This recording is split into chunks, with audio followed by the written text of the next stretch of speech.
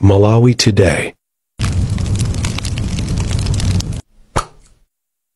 Ndizajisoni paka dali pano mukafusa mwana kanda akulu ena ukafusa muja kuti anthu akhungola chalo bino amaphedwa ndi ndani ambiri akuyankhani kuti ndi DPP imene inkapha anthu akhungola chalo bino chonsecho asanapange kafukufuku wokwana kuti asimikize kuti ndi DPP iwo anangopangiratu kuti ndi DPP imene inkapha ndikupasani kankhani kakayi ndisanapereke ma points kuonena kuti DPP si imene inkapha anthu akhungola chalo bino.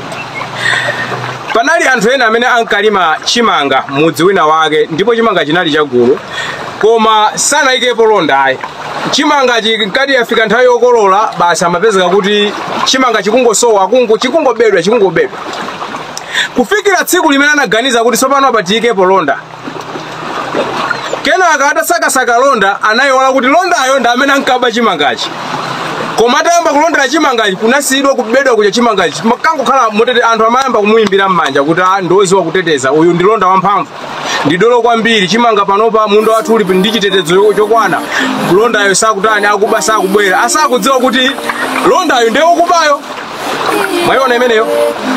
Sometimes anthu amatha kupanga ali kunja kwa boma kumasokoneza dziko lomweli lachakula lomweli kumapanga zinthu zoyipa anthu olodza nkumaloza MC ndi chimozimozi amalobino aja ankaphedwa mu nthawi ya DPP koma osati DPP imene inkapha malobino ayi. Ndi chifukwa chake Boni Kalindo anazanena kuti ineyo ndikufuna ndimange ndikaulule ndikuwadziwa amene akupha anthu akhungola chalobino. Chonsecho mu nthawi imene Boni Kalindo anali wa UTM nde kutosa laisi itawina zinakanika bwanja chakwera kumufusa Boni Kalindo kuti ankapha anthu akhungola chalobino ndi ndani. Munaona atamwita na Boni Kalindo kuti afufuze chifukwa anali mbali yawo sanali mbali ya DPP.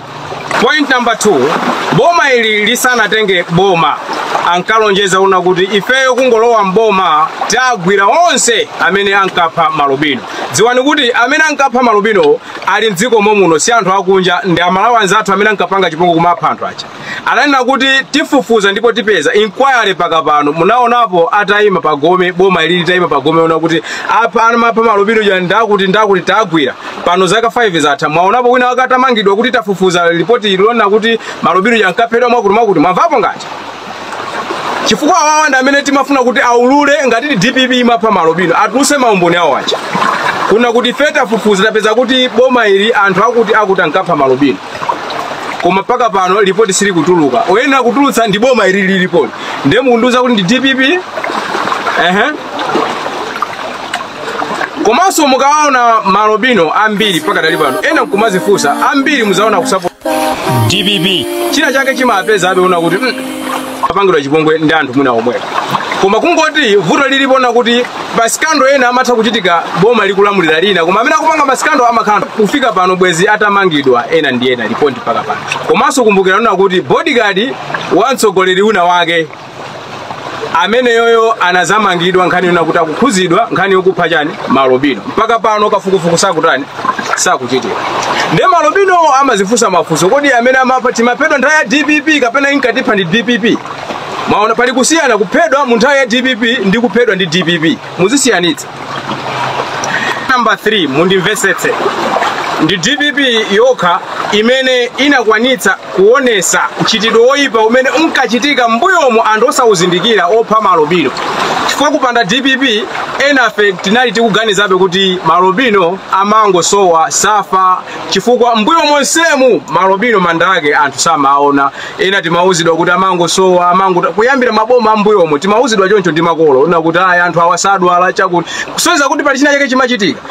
Nthawi ya DPP ndimene tinayamba kuona kuti kodi azathu waso amafa kumaona mitembo atadulidwa anthu ziwalo kutani ndi pamene tinadziwa kuti anthu amaphedwa mbuyo mankatinamiza kuna kuti anthu amangosowa.